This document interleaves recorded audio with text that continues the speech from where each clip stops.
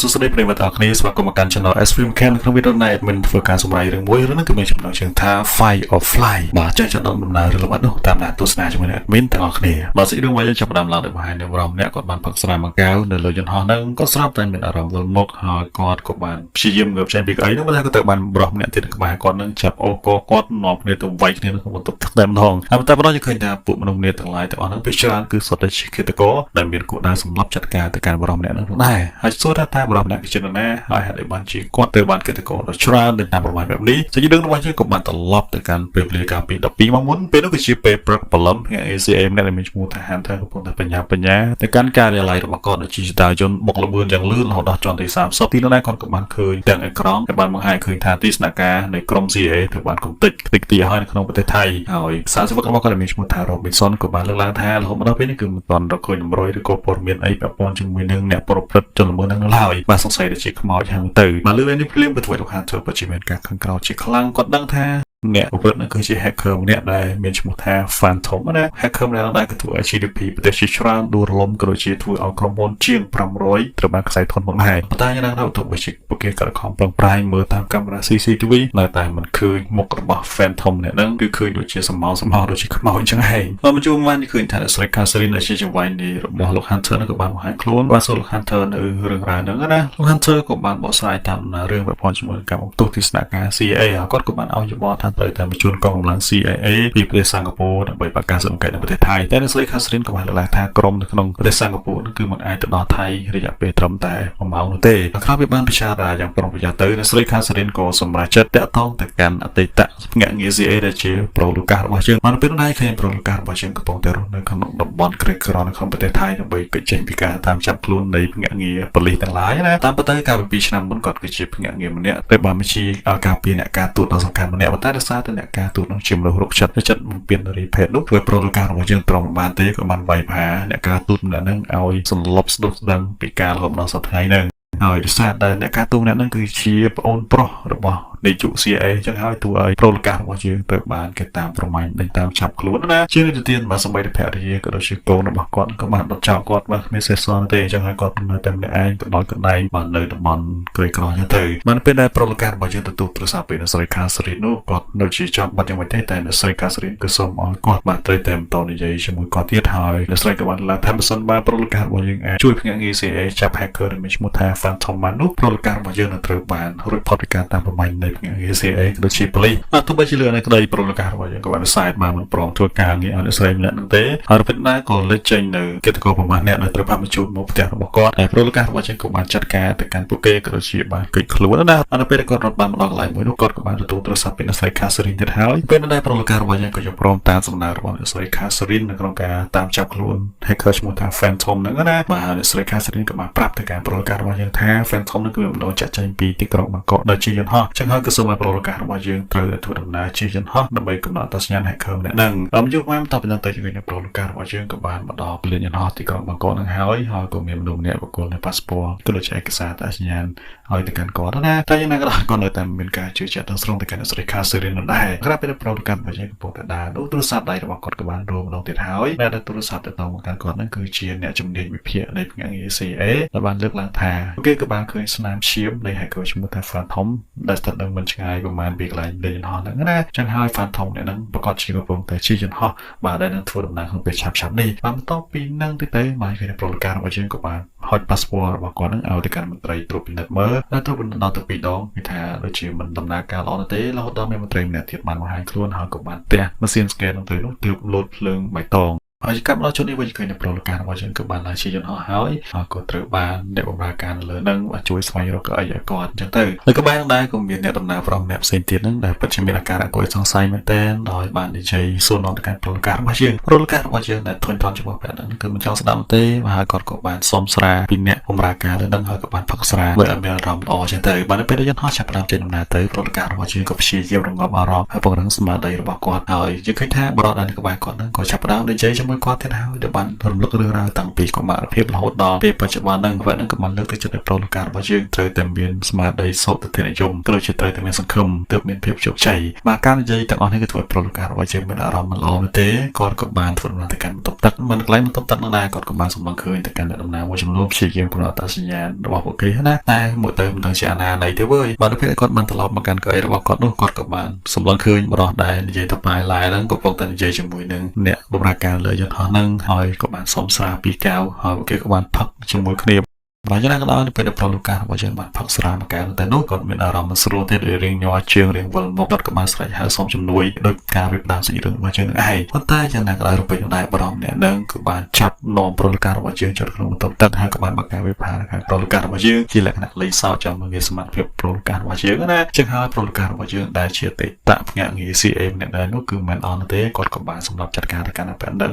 ដោយគំនិតក៏បានផ្នែកខាងលើចឹងទៅតទៅពីនឹងទៅប្រុសលោកការរបស់យើងក៏បានតាក់ទងទៅកាន់ស្រីខាសរីនប្រាប់ពីរឿងរ៉ាវដែលបានកើតឡើងនៅកន្លែងហ្នឹងណាហើយគាត់ក៏បានបញ្ញាបោះសម្អាតឈាមជូតឈាមក៏ដូចជាយកសាកសពរបស់ប៉ែនហ្នឹងបានលាក់ទៅខាងលើយ៉ាងណាក៏ដោយរពេលដែរឃើញថាអ្នកបម្រើការងារយន្តហោះចំនួន2នាក់ហ្នឹងក៏បានគួរធ្វើបន្ទប់ទឹកហ្នឹងសូទៅកាន់ប្រុសលោកការរបស់យើងតាមរឿងអ្វីកើតឡើងប្រុសលោកការរបស់យើងពេលនោះគាត់បានប្រសាទមិនចង់បើកទ្វារអញ្ចឹងហើយក៏លើកចេញនៅមន្ត្រីម្នាក់ទៀតក៏បានមកដល់ទីហ្នឹងបានបញ្ជាប្រុសលោកការរបស់យើងបើកទ្វារជាមិនទាន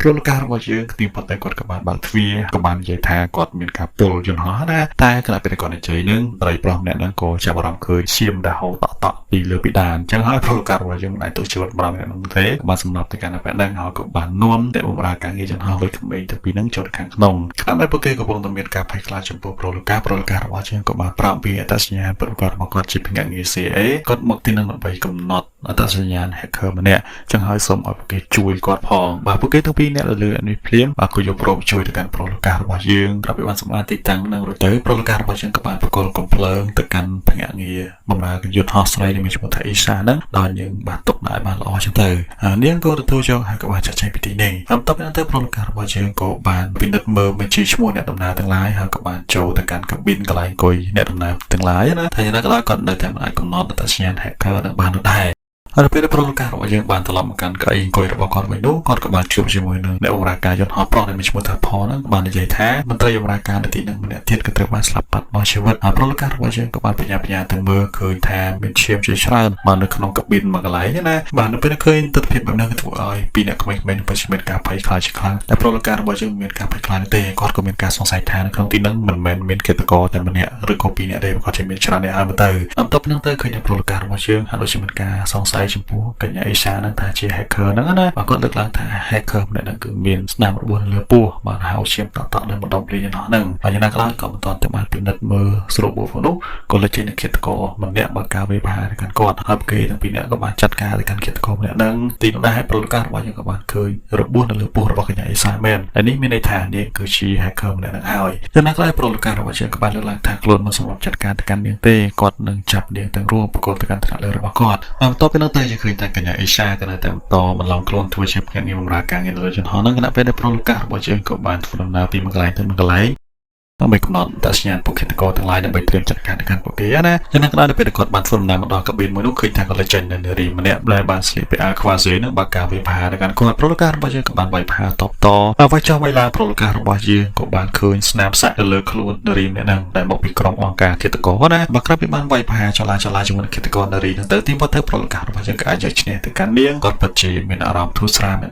តែមិនយូរប៉ុន្មានក៏លេចចេញនៅគ្នារបស់នាងប្រមាណអ្នកក៏បានបង្ហាញខ្លួនបើការវិភាគទៅកាន់ប្រុសលោកការរបស់យើងប្រុសលោកការរបស់យើងក៏បានចាប់កាន់ដបស្រាហ្នឹងហើយក៏បានវាយទៅកាន់ពួកគេវាយយកគ្មានសេះសល់នោះទេបានលំដល់ចំណុចមួយទូរស័ព្ទដៃនៃឃាតករហ្នឹងក៏បានជ្រុះក៏បានបង្ហាញរូបថតប្រុសលោកការរបស់យើងនៅទីហ្នឹងណាចឹងហើយគាត់ក៏បានដឹងថាតាមពិតទៅពួកឃាតករទាំងអស់ហ្នឹងមិនមែនតាមប្រមាញ់តែកញ្ញា Phantom ហ្នឹងទេគាត់តាមប្រមាញ់ទៅកាន់គាត់ដូចគ្នាគាត់ពិតជាមិនស្មានដល់ឡើយបន្ទាប់ពីហ្នឹងទៅប្រុសលោកការរបស់យើងក៏បានសួរនាំទៅកាន់កញ្ញា Phantom ហ្នឹងថាតើនាងបានធ្វើអ្វីជាមួយនឹងពួកអង្គការក្រុមឃាតករទាំងអស់ហ្នឹងកញ្ញា Phantom ក៏បានឡើងថានាងបានបំផ្លិចបំផ្លាញទីតាំងរោងចក្រអេឡិចត្រូនិករបស់ពួកគេណាដែលទីតាំងអេឡិចត្រូនិកទាំងដែរត្រូវបានប្រើប្រាស់ដើម្បីបានផ្ដោះប្ដូរគ្រឿងញៀនខុសច្បាប់តែប៉ុណ្ណោះលើនេះភ្លាមប្រុសលោកការរបស់យើងថាចឹងគួរចឹងទៅបើរឿងរ៉ាវវាហួសហើយតើពីហ្នឹងទៅគឺអ្នកស្រី Catherine វិញក៏បានដឹងស្ថានភាពលើយន្តហោះហ្នឹងតែអ្នកស្រីគឺមិនអាចជួយអ្វីបាននោះទេតែ Hunter ដែលស្ថិតនៅក្បែរអ្នកស្រីហ្នឹងគឺចង់រាយការណ៍ស្ថានភាពហ្នឹងទៅកាន់ថ្នាក់លើដើម្បីសុំជំនួយណាប៉ុន្តែអ្នកស្រី Catherine គឺបានលើកឡើងថាមិនអីទេអបលោកកាសហ្នឹងគឺខ្លាំង ងណាស់គាត់ជាអាចធ្វើបានបើយើងបន្តមើលស្ថានភាពនៅលើយន្តហោះនេះវិញឃើញថាស្ថានភាពកាន់តែគ្រោះថ្នាក់ទៀតហើយដែលពួកកិច្ចការទាំងឡាយគឺទទួលបានរូបភាពឲ្យដេញតាមប្រមាណចាត់ការកាន់ប្រលការរបស់យើងណាហើយថ្លៃឈ្នួលដែលពួកគេអាចសម្លាប់ទៅកាន់ប្រលការរបស់យើងគឺកាន់តែមានការកើនឡើងតាមទៀតផងដោយឡែកប្រលការរបស់យើងនេះវិញដែលព្យាយាមដាក់ខ្លួនចុះឡើងគាត់គិតថាវាមិនជាដំណោះស្រាយដ៏ល្អនោះទេចឹងហើយគាត់ត្រូវតែប្រយុទ្ធចាត់ការជាមួយនឹងពួកគេដោយទល់មុខនឹងឯងតាមជួបបានឃើញថាពួកកិច្ចការទាំងឡាយក៏បានប្រឈមមុខដោយបានបើកការវិភាគកាន់ប្រលការរបស់យើងដោយមិនមានសំចៃដៃអីទេតែប្រលការរបស់យើងពិតជាខ្លាំងក្លាមែនទែនហើយជាមួយនឹងការរំដៃរបស់កញ្ញាអ៊ីសាទៀតនោះពួកគេក៏អាចយកឈ្នះទៅកាន់ក្រុមកិច្ចការមួយក្រុមផ្សេងទៀតអញ្ចឹងទៅហើយបន្ទាប់ពីនឹងទៅប្រលការរបស់យើងក៏បាននិយាយថាបើសិនបើពួកកិច្ចការទាំងអស់ហ្នឹង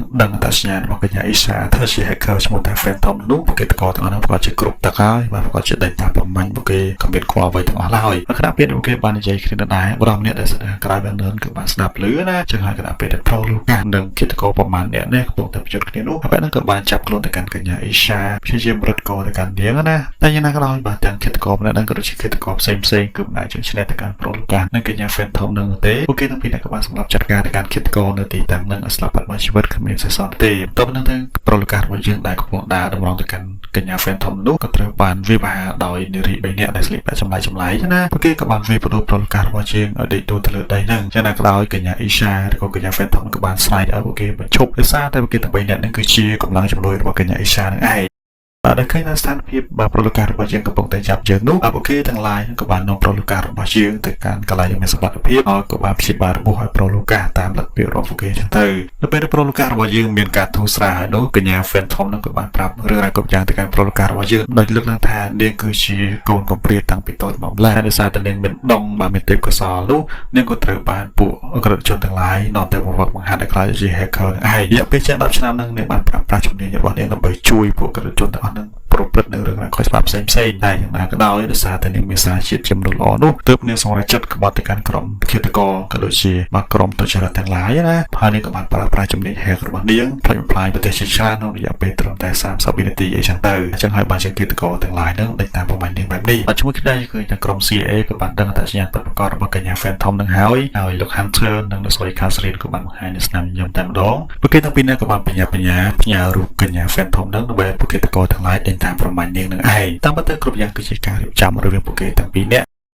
់ដើម្បីឲ្យពួកគេទាំងឡាយបាញ់សម្លាប់គ្នាហើយពួកគេគឺចាំតែទទួលផលនៅក្នុងការចាប់ខ្លួនកញ្ញាអេសាក៏ជាប្រលការរបស់យើងបានយ៉ាងងាយអញ្ចឹងណាបាទបន្តទៅនឹងទៅយើងក៏លេបមកកាន់ប្រលការរបស់យើងនៅគ្នាអានេះវិញកំពុងត្រូវបានពួកគេទាំងឡាយដេញតាមប្រមាញ់មកដល់ទីនឹងទៀតហើយម្ដងនេះពួកគេគឺផ្ដោតគោលដៅទាំងប្រលការក៏ដូចជាកញ្ញា Phantom នឹងតែម្ដងប្រលការពីណាក៏បានឆែកមើលវ៉ាលីដែលស្ថិតនៅកន្លែងហ្នឹងក៏បានស្វែងរកឃើញបាទត្រឹមតែញោមបន្ថែមតែប៉ុណ្ណោះតទៅនឹងទៅគាត់ក៏បានប្រាប់ថ្នាំអាដ្រេណាលីនដើម្បីពង្រឹងភាពក្លាហានកម្លាំងពលំរបស់គាត់ចឹងទៅហើយបន្ទាប់ពីនោះទៅប្រលការរបស់យើងក៏បានដឹកនាំគ្នារបស់គាត់ទាំងឡាយបើកការវិភាគរបស់ពួកគេទាំងអស់ហ្នឹងចូលមួយសម្រាប់មួយចូលពីរសម្រាប់ពីរណាហើយឃើញថានារីទាំង3នាក់នេះវិញបាទដែលបានរួមដៃគ្នានោះក៏ទូឲ្យខ្មាំងសត្រូវនឹងពិតជាពិបាកចូលចិត្តចូលក្បែរចាត់ការទៅកាន់ពួកគេមែនតើហើយក្រោយពីនោះទៅប្រលការរបស់យើងក៏បានទៅដល់ផ្នែកខាងក្រៅនៃយន្តហោះនៅកន្លែងនោះដែរប្រលការរបស់យើងក៏បានប្រើបន្ថែមយន្តបាទពូរលេខបាននារីនឹងបណ្ដាលឲ្យស្លាប់បាត់បង់ជីវិតតែគាត់វិញបើជាឃើញរូបភាពបាទដូចជាការលេងហ្គេមកំសាន្តទៅវិញដោយសារតែផឹកថ្នាំវិញនោះបន្ទាប់ពីនឹងទៅឃើញថាប្រលកាសនឹងគ្នាទាំងឡាយក៏បានយកជ័យជំនះទៅកាន់ក្រុមកិច្ចការទាំងអស់ហ្នឹងតែមិនទាន់អស់ទេគឺមានក្រុមកិច្ចការមួយក្រុមទៀតបាទដែលអង្គុយរងចាំទទួលផលយូរមកហើយនោះឃើញថាសារភាពនៅពេលនេះមិនអាចអត់ទ្រាំបានទៀតទេពួកគេក៏បានទាញភ្លើងចេញពីកតាបហើយក៏បានបើកការបាញ់ប្រហារបាញ់យកតែម្ដងបាញ់ចុះបាញ់ឡើងដែរបាទក្រុមភ្លើងនោះគឺបានបាញ់ទៅចំកញ្ចក់បង្អួចបណ្ដាលឲ្យមានខ្យល់ចេញពីបង្អួចហ្នឹងក៏ដូចជាមានសម្ពាធខ្យល់ចូលទៅខាងក្នុងវិញហ្នឹងឆាប់ឆក់យកនៅអាយុជីវិតកិច្ចការម្នាក់ចេញធ្លាក់លេខចន្លោះអញ្ចឹងទៅបានទៅពេលនោះដែរឃើញថាបាវហ្នឹងគឺកាន់តែធំទៅហើយចឹងហើយបាទពួកគេក៏បានតោងកៅអីរបស់ពួកគេយ៉ាងជាប់ដើម្បីកុំឲ្យខ្យល់ហ្នឹងគឺបានអូសទម្លាក់ពួកគេចេញពីយន្តហោះណាបាននៅឡើយpilot ទាំងពីរនាក់នេះវិញក្រោយពីបានព្យាយាមគ្រប់គ្រងចុះឡើងទៅពួកគេក៏អាចបានបន្ថយល្បឿនក៏ដូចជាបន្ថយរយៈកម្ពស់នៃយន្តហោះហ្នឹងដោយស្ថិតនៅក្នុងស្ថានភាពធម្មតាវិញយ៉ាងណាក៏ដោយមិនយូរប៉ុន្មានគឺថាគិតកោពីរនាក់ក៏បានសម្រុកចូលមកដល់ទីហ្នឹងក៏បានសម្រាប់ទៅកាន់ pilot ទាំងពីរនាក់ហ្នឹងណាតម្លៃប្រលកាសរបស់យើងនេះវិញឃើញថារបួសរបស់គាត់កំពុងតែមានការឈឺពេកផ្សាទៀតហើយ កញ្ញា Phantom ក៏បានបោះរណាមួយទៅកាន់ប្រូឡូការបស់យើងគាត់ក៏បានចាប់កាន់រណានឹងហើយក៏បានប្រើប្រាស់រណានឹងទៅកាន់ពួកគិតកោទាំងឡាយអត់មានសំចៃដៃនោះទេតែបានសម្លាប់ម្នាក់ហើយម្នាក់ទៀតអត់មានញញើតដៃទេមកដល់ចំណុចហ្នឹងយើងឃើញថាគិតកោទាំងឡាយគឺត្រូវបានស្លាប់បាត់បង់ជីវិតអត់ទៅហើយប៉ុន្តែអ្វីជាបញ្ហានៅពេលនេះគឺថា pilot ទាំងពីរនាក់ដែលអាចគ្រប់គ្រងយន្តហោះក៏ត្រូវបានស្លាប់បាត់បង់ជីវិតដូចគ្នាអញ្ចឹងហើយតើយន្តហោះហ្នឹងគឺគួរតែបញ្ជាក៏ដូចជាចោះចោតយ៉ាងម៉េចបាទឡើយយើងក៏លេមកកាន់អ្នកស្រី Catherine និងពាក់ Hunter នៅវិញពងតែរងចាំយន្តហោះហ្នឹងមកដល់ទីតាំងចោះចោតណាតែយ៉ាងណាក៏ដោយពេលមើលតាម screen នឹងចោះឡើងទៅក៏បានបាត់យន្តហោះពីក្នុងផែនទីចោះចោតហ្នឹងណាខណៈពេលដែលពាក់ Hunter នឹងមិនទាន់តែបានសួរនាំអ្វីផងនោះអ្នកស្រី Catherine នៅវិញក៏បានបាញ់សម្លាប់នៅជីវិតទៅកាន់ពាក់ហ្នឹងពីក្រោយអញ្ចឹងទៅដើម្បីបំបិទមាត់កុំឲ្យគ្រប់គ្នាដឹងអំពីរឿងដែលគេបានប្រព្រឹត្តណាតទៅពេលនោះទៅអ្នកស្រី Catherine ក៏បានតាក់ទងទៅកាន់ប្រូឡូការបស់យើងប្រូឡូការបស់យើងក៏បាននិយាយតាមទូរស័ព្ទថាគាត់នឹងមិនបកគលកញ្ញាអេសាហើយទៅកាន់អ្នកស្រី Catherine ឡើយនិយាយប៉ុណ្ណឹងទៅគាត់ក៏បានបិទទូរស័ព្ទបាត់ទៅតែប៉ុន្តែយន្តហោះហ្នឹងគឺមិនបានចោះចោតនៅក្នុងទីក្រុង San Francisco ហ្នឹងទេបាទក្នុងនាមជា hacker ដល់កំពូលអ្នកនោះនាងគឺអាចចោះចោតយន្តហោះហ្នឹងទៅកាន់កន្លែងមួយផ្សេងទៀតណាដោយនាងនឹងប្រូឡូកាគឺមិនឲ្យក្រុមភៀង ACA ហ្នឹងគឺអាចចាត់ការទៅកាន់ពួកគេទាំងពីរបាននៅនេះនោះទេមកស្អីរឿងរបស់យើងក៏ត្រូវបានបញ្ចប់តែត្រឹមហ្នឹង